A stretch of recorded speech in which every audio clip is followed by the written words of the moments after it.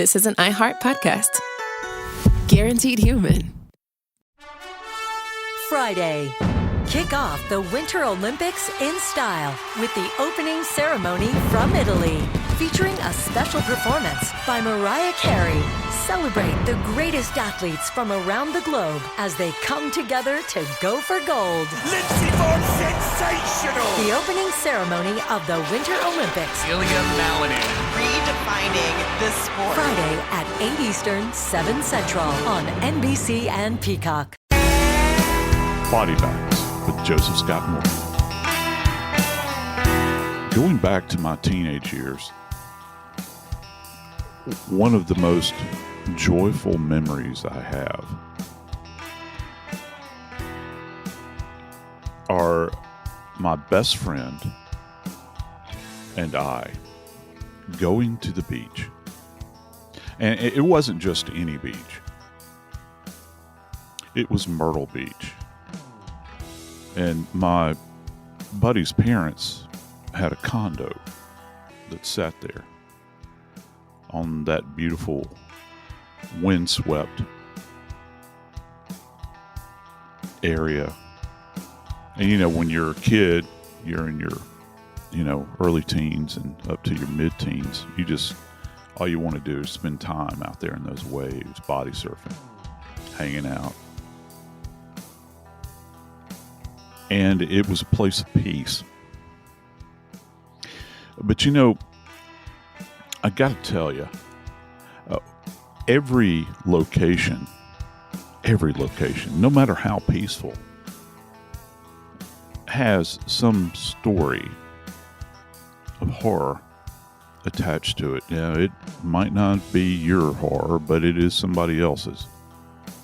And you need to take that into consideration, particularly when it comes to the case we're going to talk about today. This is an unsolved case of a beautiful young woman who was found adjacent to a roadway beneath an overpass, apparently beaten to death. Today, we're going to talk about the death of a young woman named Amber. I'm Joseph Scott Morgan, and this is Body Bags.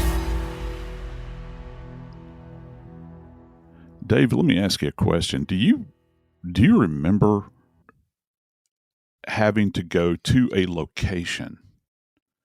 I know our younger friends are not going to have a sense of this. They're going to think it's nutty. But do you have memories of going to a location to physically pay a bill where you would go and pay any kind of utility bill, whether it's cable or electricity or phone, everything. I've actually paid.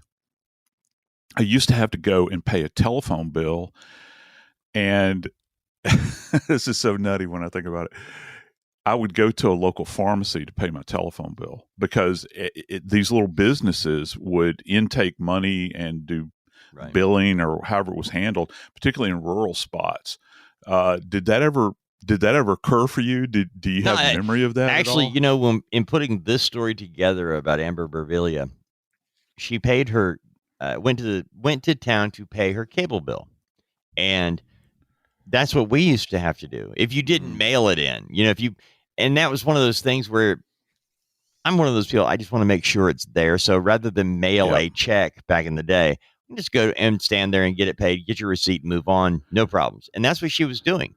It's something so uncommon now that if you were to go to, our power company around here, if you go to pay the bill, you go up there waiting to meet a person and give them cash or whatever. And the tellers now tell you, go to the kiosk, which is over here. It's a computer that basically go online and pay it with your debit card. Not here, not. I'm like, but can't I just hand you my card? Hand you the money. No, exactly. Can't do that. So Amber Berbiglia starts. That actually is the starting point for the story.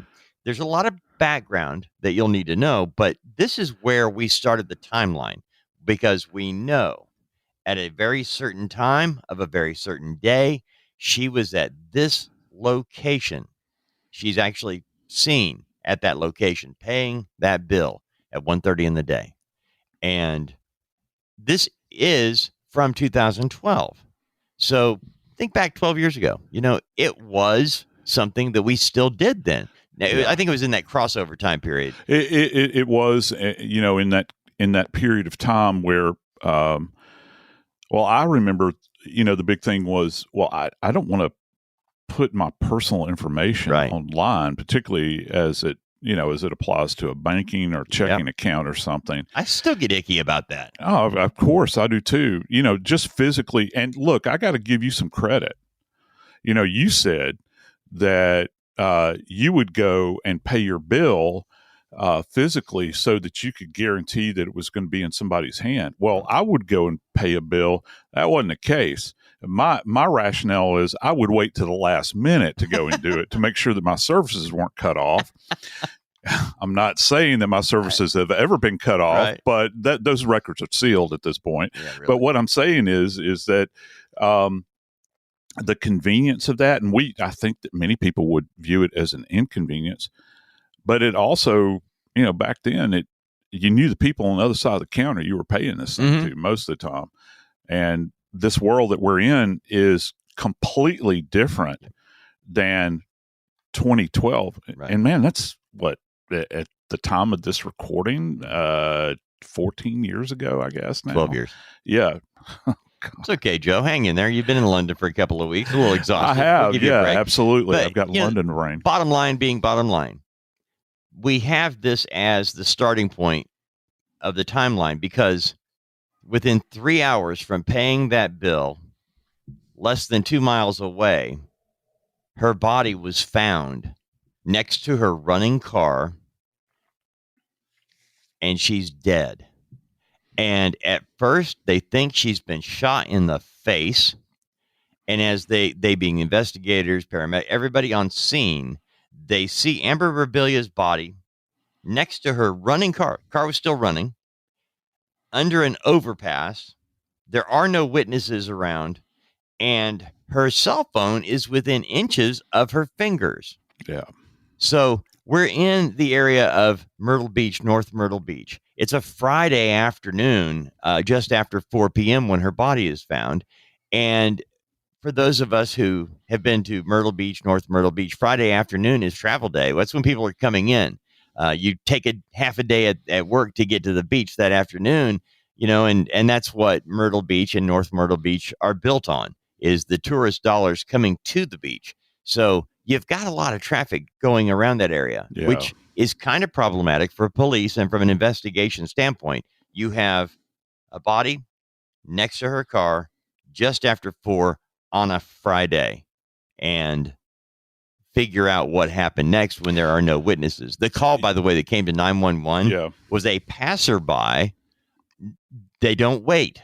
They merely call 911, and we don't know the content of the call, but we know that they said, hey, there is a woman or a person outside of their car on the overpass or on the ground. It was pretty vague from what we've gathered. They haven't released the call. And that's it. The people didn't stay around to wait. They merely made the call.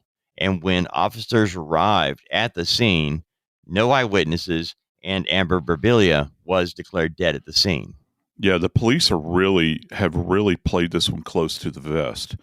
Overpasses themselves create an interesting environment to work a case. I've worked several on roadways. Obviously, I've worked car crashes that have been, that have taken place beneath an overpass. But I've also worked homicides. And one of the creepy things about overpasses, if you've ever noticed, is that when you are driving through or driving underneath it, it's generally in a flash. You don't pay attention to the environment. But if you ever slow down enough and take a look beneath the roadway that is literally over your head at this point in time, there are actually many times encampments that are beneath these bridges that act as the overpass. I think one of the biggest questions, Dave, is how would you get Amber to stop her car at that specific sheltered location? The car, if I remember correctly, is running when they get there. Yeah. So you have sufficient fuel. Yep. There were no flat tires that we know of, which is, let's face it, the main reason people pull over on the shoulder of the road, because you've picked up some kind of debris or, piece of angle iron, cut your tire. You mentioned full tank of gas, not worrying. That's actually part of the timeline, Joe. When we went back, we found investigators trying to figure out what happened.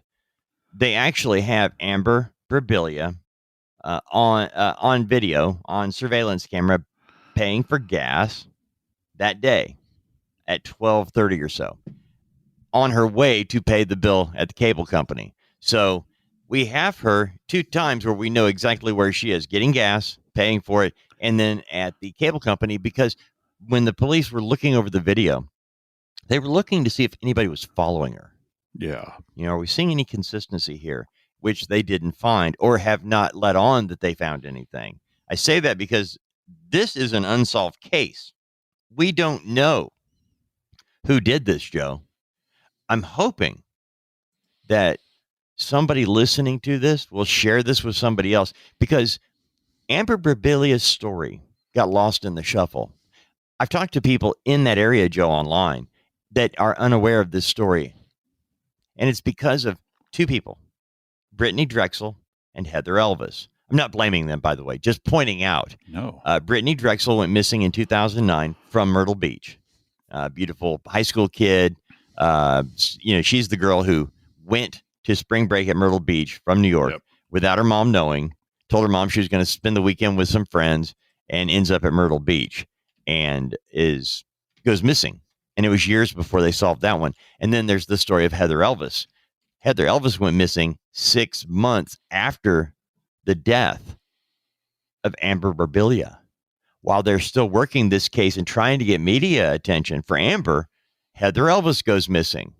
And so that's kind of how this story got lost in the shuffle. And as we're trying to bring awareness to it, somebody had to have seen something, Joe. Somebody knows what happened. And going back, thinking about this investigatively, we've got two exchanges of money that are going on here. We had mentioned, or you had mentioned rightly, that we know that she had topped off her car, all right, with gas. So how was that transaction conducted? Did she pay at the pump, or did she go into the store? Went into the store. Yeah. And so if she goes into the store, what method did she use to pay with? Well, if you've got bills on hand, we just kind of, I think, we just kind of assume that everybody pays with card. That's not the case, and it certainly wasn't the case back then. You mentioned I just gotten back from London, Dave. I came back with physical pounds in my pocket because most of the places I went to, they wanted plastic, of some kind, which I hate, I loathe. but you think about. Very quick sidebar: can you use your debit card in London? You can, however, I would be very careful doing that. You want something like a credit card where you have more accountability. Charges. Yeah, and you can't dig into somebody's checking account, and that's when you think about Amber's case. Did she have a wad of cash? And you're thinking about this. Maybe she's checking a list here. Well, it's time for me I'm going into the weekend. I want to top off my car. I need to go pay the bill. And you've got these points of opportunity for somebody to observe her, and who would be in her sphere that would, and when we get to these details, Dave, her death is just absolutely ghastly. Who would show up with this amount of violence in their heart toward this beautiful young woman who from what we understand and what the police have related and her family, was as gentle as a lamb. But somewhere out there, there is a very, very dark soul that's inhabiting, perhaps still, that area. And I agree with you, Dave. Somebody knows something.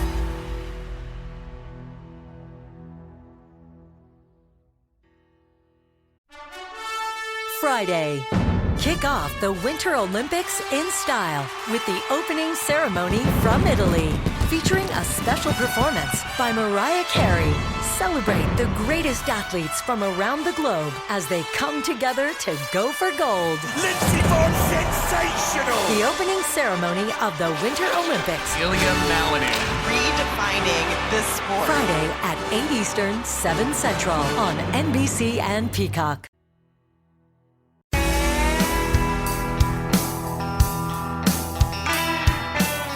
Friends, it's one thing if you walk into a house and you have an individual that's deceased, automatically you know a lot about that person, perhaps.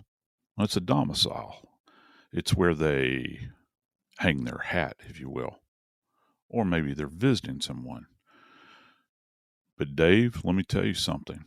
You talk about a nightmare. When you're talking about a roadway, which is a major thoroughfare in this case, and you have a young woman laying out next to the road, just do the quick arithmetic on this. Yeah. You've got any number of suspects, that could be driving, to and fro. Interesting to point out, Joe. And when I looked at the maps, the overpass was a very busy road. The road that her body was found on was underneath the busy overpass on kind of an offshoot road. You would be a local to use it. It wouldn't be something that you would normally head into. It doesn't really need to, it's almost like an access road to a degree. But it is like you drive over the bridge, or the overpass rather, and turning onto this road to go to a specific area. That's where it's really odd. And before anyone thinks casting aspersions on her character, that it was a meetup for something, because that was suggested, the law enforcement has said, and I don't think I've ever seen this before, Joe, where a law officer stood up and said, Amber Berbiglia did nothing wrong. Yeah. Amber Berbiglia wasn't involved in criminal activity. She wasn't doing anything illegal. She was just being a college kid on a normal day. Yeah, think about what a bold statement that is. Huge. And this is, and as I mentioned, this is a case where the police, I use the term they're playing it close to the vest, but we have this huge chunk of information, and that's not something that just kind of, mysteriously descends from the heavens, and enters into the case file of the cops. Right. This is something that they've done digging with. Oh yeah. They've done background checks on her. They've probably run credit reports. Yep. I mean, they've done everything that you would think that you would want, where you could actually harvest as much information about her life, because this is a terrifying case when you think about the level of brutality. Just that alone would motivate, and I'm not dismissing other cases, but when you have a citizen that is found deceased on the side of the road that has absolutely been brutalized like this, and the police are left scratching their head, they're going to think, what in the world would drive one human being to do this to another human being, and then kind of exit the scene very quickly in some manner. I have to assume perhaps a car. I have no idea. Maybe they left on foot. I don't know. But her car is still running. Right. It hasn't run out of gas. And we know that I think she had been texting like up till like 2:30, I think, in the afternoon, and then, or approximating that. And she's found roughly around 4. To get to the nitty gritty here. Yeah. Amber, as we mentioned earlier, she stops by Murphy Gas, tops off her tank. The cameras on the inside of the store pick her up inside the store. She tops off her tank. She then heads over to pay the bill at Time Warner around 1:30. So we have this little thing there, okay, of what she was doing that day. Now, from 1:30 until her body is found, say 4:30-ish. Yeah. You mentioned a minute ago, she was on her phone texting until about 2:30. Very important in this timeline because, as you notice, we've been able to narrow it down, from gas at noon, paying a bill at 1:30. Now we know she's on her phone texting until 2:30. Then her phone goes silent at 2:30-ish. The reason that's important is because you mentioned there was no eyewitness on the scene. A 911 call was placed that said, and we paraphrasing, because we have not seen the actual call or the dialogue, but somebody called and said they had seen a body outside of a car, looked hurt. And from my investigation thus far, I believe it was some guys riding on four-wheelers, and they were riding by, called 911, and didn't want to have anything to do with it, just kept on trucking. I think the police know more on that, but that's for the investigation.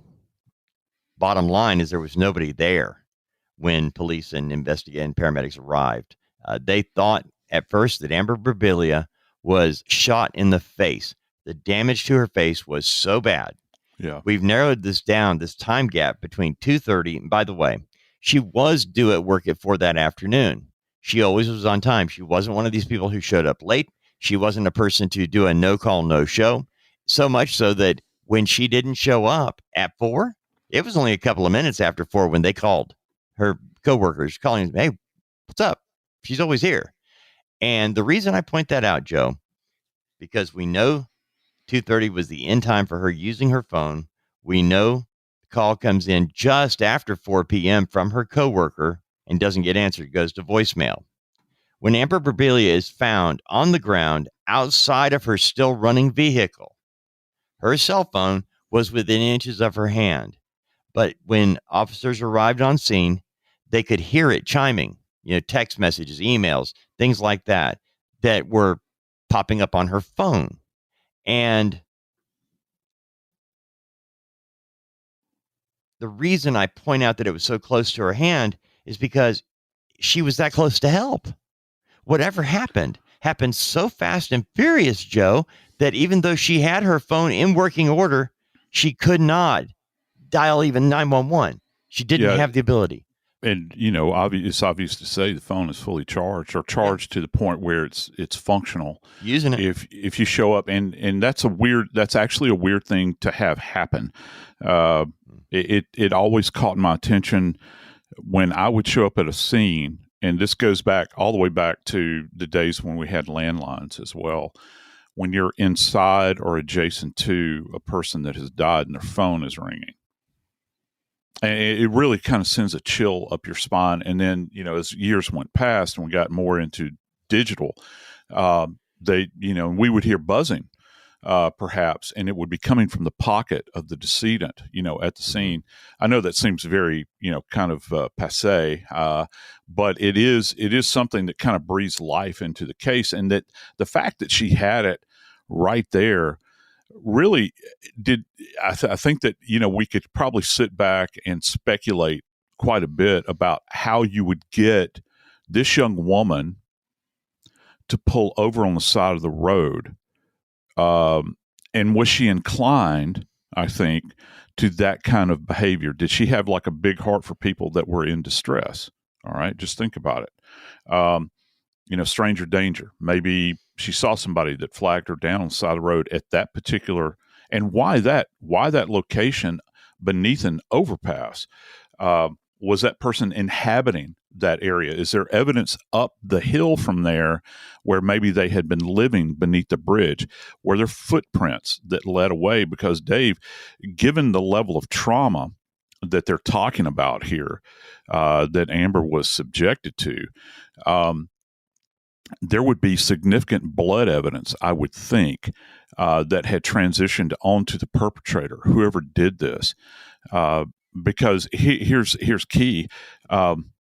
Because when I'm thinking about this initially, when we began to talk about this case, I had a thought that maybe, someone had punched her or had grabbed her by the back of the head and perhaps slammed her face into the pavement. But Dave, this is one big piece of information that's being released. There's a weapon involved here. There is specifically a weapon that has been utilized with this poor young woman that has brought about her death. So the question is, how do you get her to stop that vehicle in broad daylight? And we're not talking about, where at dusk or anything like that. We're talking about in the mid-afternoon, and she's going to pull over to that point.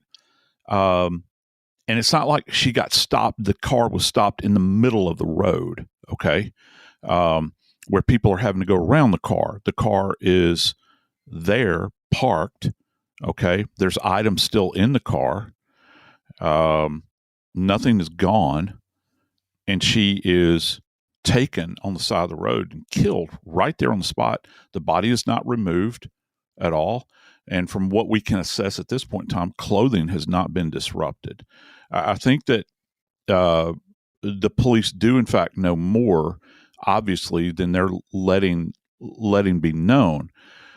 But here's the key. Who would be motivated to do this to her? Who would be in her circle? My understanding, Dave, is that she was actually engaged, and she's in the last stages of her degree. I think she was going to do something like fashion design or something like this. And she had met a young man while in London, of all places. And they had dated for, I think, 2 years. But he was still in Europe.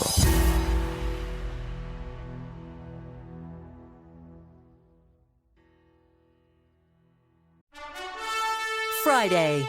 Kick off the Winter Olympics in style with the opening ceremony from Italy, featuring a special performance by Mariah Carey. Celebrate the greatest athletes from around the globe as they come together to go for gold. Lindsey Vonn sensational! The opening ceremony of the Winter Olympics. Ilya Malinin. Redefining the sport. Friday at 8 Eastern, 7 Central on NBC and Peacock.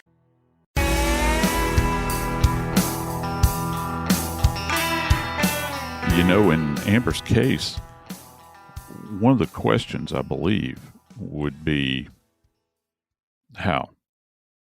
How was she killed? We have some clues that have been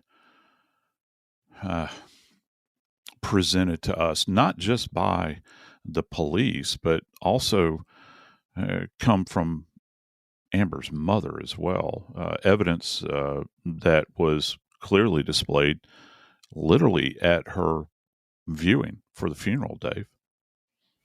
I thought that was shocking when the mother said, the funeral home said, we need to put a long sleeve outfit on her, cover her arms for visitation.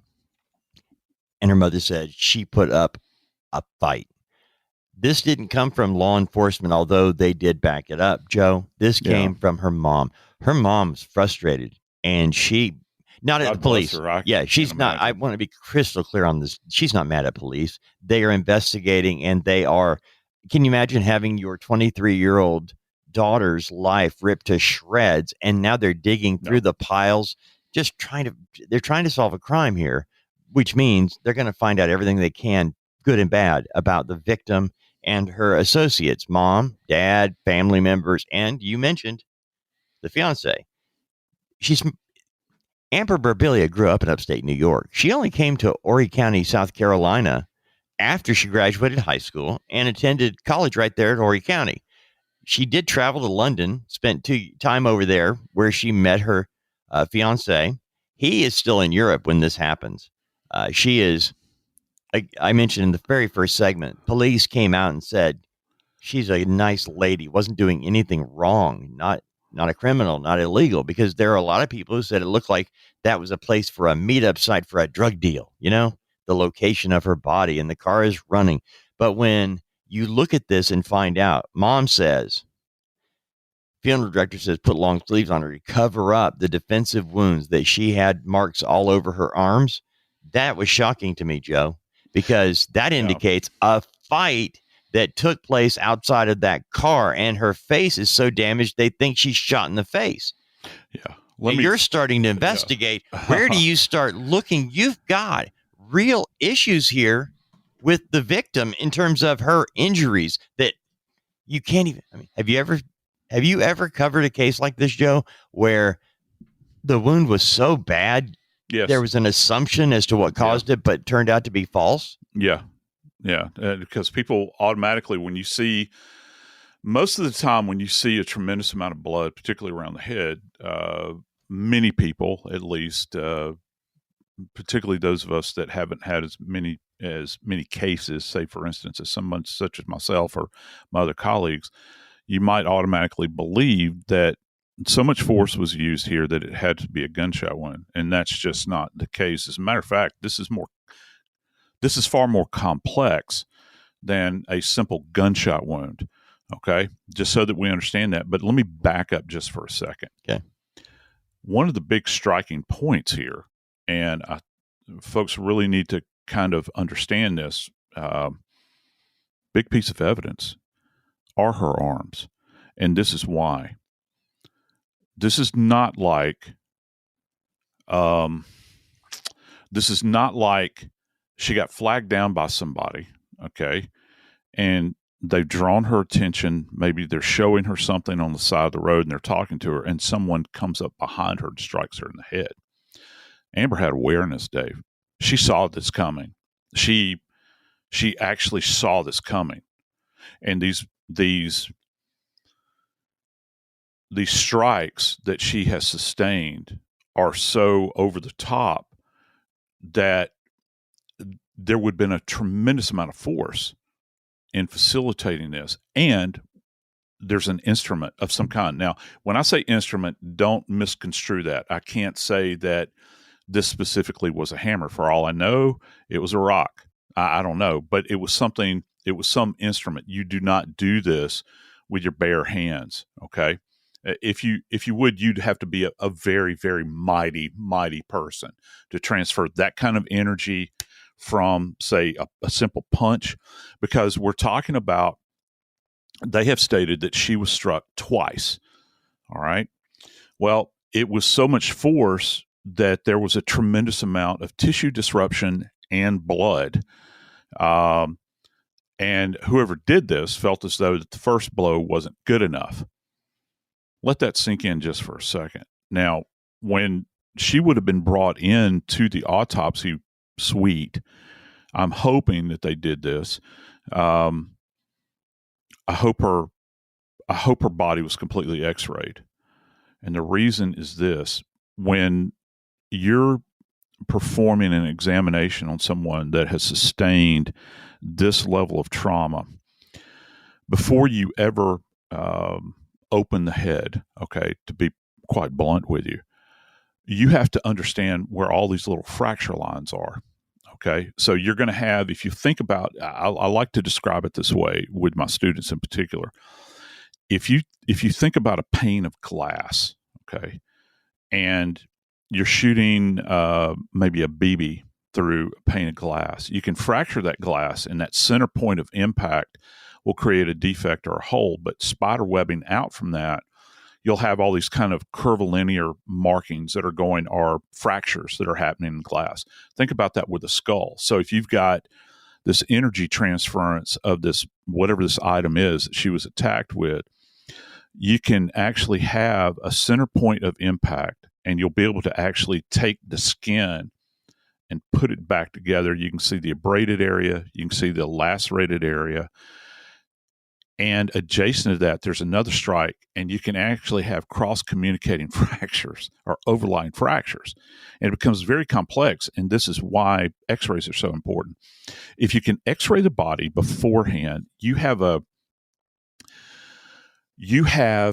presentation that is not as confusing. if you're looking at a radiograph, because when you're just eyeballing this, I can tell you, I know exactly what they saw.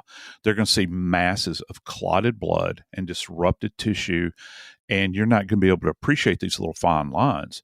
That's why if any of our friends out there, if you've ever had a fracture and you go to the emergency room and they show you the x-ray they've taken, well, your arm is all swollen or your leg is all swollen, or maybe it's a gash. You can't really appreciate that clinically, but you look at the x-ray and you see all the little fracture lines.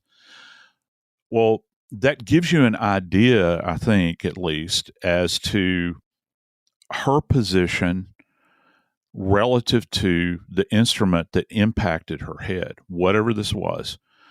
And it's a tremendous amount of force, because we know that when they arrived on the scene, and this is the EMTs making this initial assessment, because they checked her for signs of life. And they immediately, Dave, they called it at the scene. They said that, she's gone. It's not like they started doing chest compressions and put her on a gurney, put her into the back of the ambulance and rolled to the nearest hospital. She was obviously deceased at that point in time. And, when they would have gotten there, she still would have been warm to the touch, Dave. There's a high probability she would have been. And she had no signs of life at all. Now, we know from the injuries to her face being described as gunshot wound at first, and it was only after an autopsy was done that the medical examiner said, no, it was blunt force trauma to her head. And then her mother giving the description of Amber's arms and actually saying Amber did not go down without a fight, suggesting that the funeral home told her the long sleeves to cover up the wounds. That means whatever took place on the side of the road. She wasn't killed someplace else and dumped there.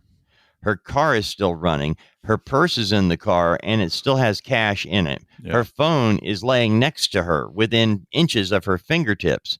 And again, her body shows defensive wounds and that she had been fighting. I think maybe the mother mentioned there were rocks along the side of the underpass there. There's a large homeless population in that area, not like right there at the spot, but in general, and trying to figure out what happened that led to this. We know a rough estimate of time, 2:30 in the afternoon, after 2:30 when she doesn't get on the phone anymore, but she is receiving calls and texts, and 4 p.m. when she's supposed to be at work and doesn't show up. We know the 911 call was by somebody who was driving by the location, ostensibly saying, I saw this, but the person doesn't wait. They keep going, which is odd to me. If I saw something, I would think I would stay there until help arrived. If I saw something, I would check the body. Wouldn't you? Yeah, I would. I don't understand this idea, particularly if you view yourself as, I don't know. Good Samaritan? A Good Samaritan, or just somebody that has some level of compassion that you would want to. I mean, you've obviously seen somebody in distress and they're over on the side of the road laying there. Why wouldn't you stop? Right. And I think, that's one of the glaring things here for me, because that person might have a significant nugget of information that they might not even know that they possess. Because, you'd mentioned four-wheelers, and four-wheelers imply kind of an intimate knowledge of the area. You're not just going to blindly ride around an area, certainly adjacent to a thoroughfare like this, on a four-wheeler, unless you feel completely comfortable in that environment. Do you want to add something to this, Joe? That idea of people on four-wheelers riding around, I can't remember if that was in a police report or if it was just people talking. It's just one of those things that popped up. But the 911 call hasn't been released. It could have come from anybody. Yeah, it could. Maybe, and again, it's late in the afternoon. Maybe it's somebody operating a car, right, and they're going down the road and they're trying to go, think about the time of day. They're having to get to their work, just like Amber was trying to get to her work. Or perhaps they were attempting to go pick up their kids or whatever the case might be. This Or is on in their way May. to the beach for party weekend. Yeah, and the last thing they want to do is stop. They've been planning the trip. So I I don't know what else the police have here moving forward with this case. I think one of the things that I would certainly be inclined to want to research in her case, how many other potential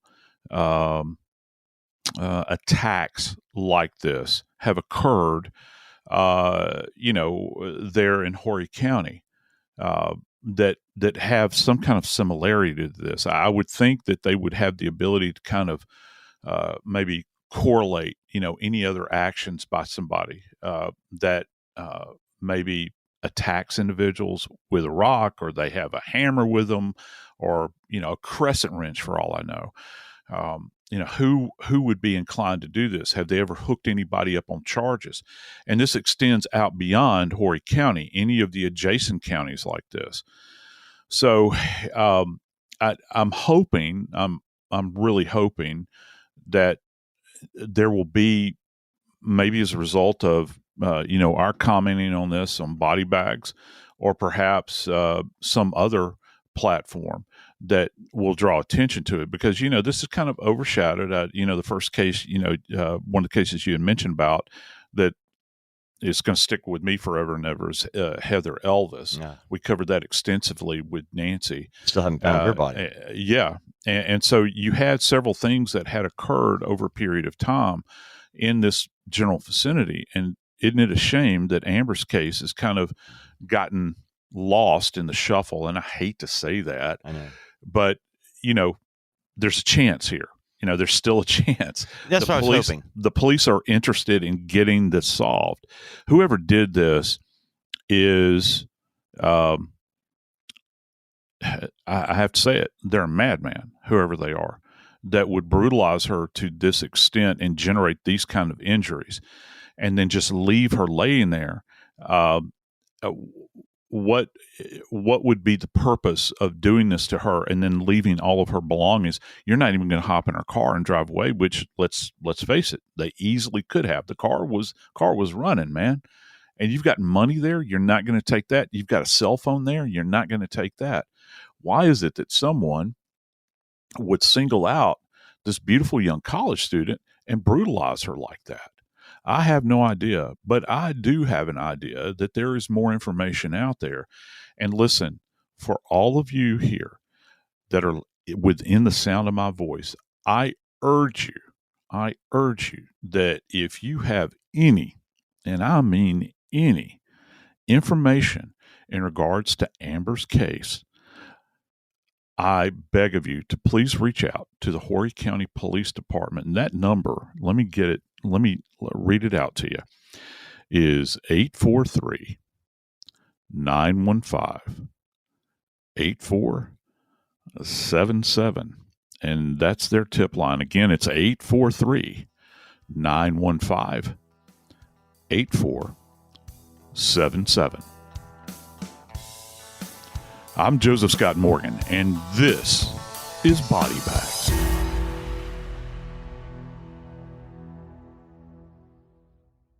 This is an iHeart podcast. Guaranteed human.